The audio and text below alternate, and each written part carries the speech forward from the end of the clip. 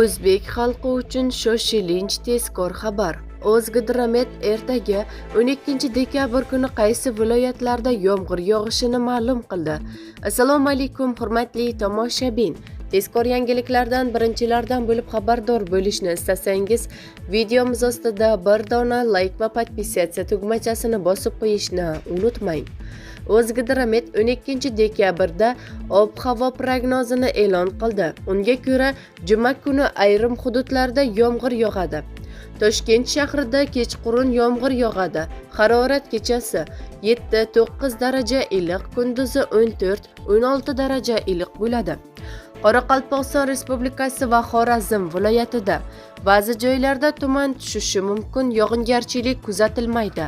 Harorat kechasi 0-5 daraja sovuq, kunduzi 3-8 daraja iliq bo'ladi.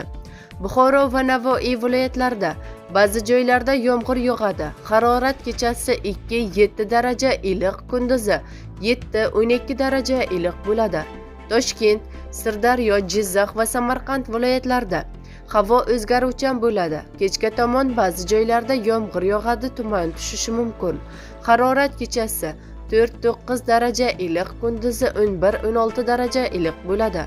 Qashqadaryo va Surxondaryo viloyatlarida faqat Qashqadaryo viloyatida kechga tomon ba'zi joylarda yomg'ir yog'adi, tuman tushishi mumkin. Harorat kechasi 4-9 daraja iliq, kunduzi 14-19 daraja iliq bo'ladi.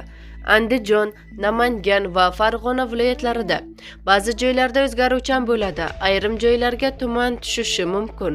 Harorat kechasi 2 daraja sovuq, kunduzi 8-13 daraja iliq bo'ladi. Respublikaning tog' oldi va tog'li hududlarida esa havo o'zgaruvchan bo'ladi. Vaqti bilan yog'ingarchilik, yomg'ir, qor bo'ladi. Tuman tushishi mumkin.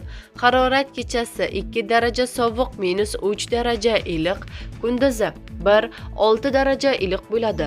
11-12 dekabrda Toshkent, Namangan viloyatining tog'li hududlarida qor ko'chish xavfi bor deyiladi xabarda.